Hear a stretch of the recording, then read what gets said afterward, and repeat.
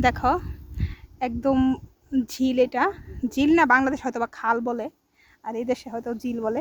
এই যে দেখো অনেক বিশাল বড় এটা। আর এইখানে দেখো এদের একটাই বাড়ি জায়গার ভিতরে।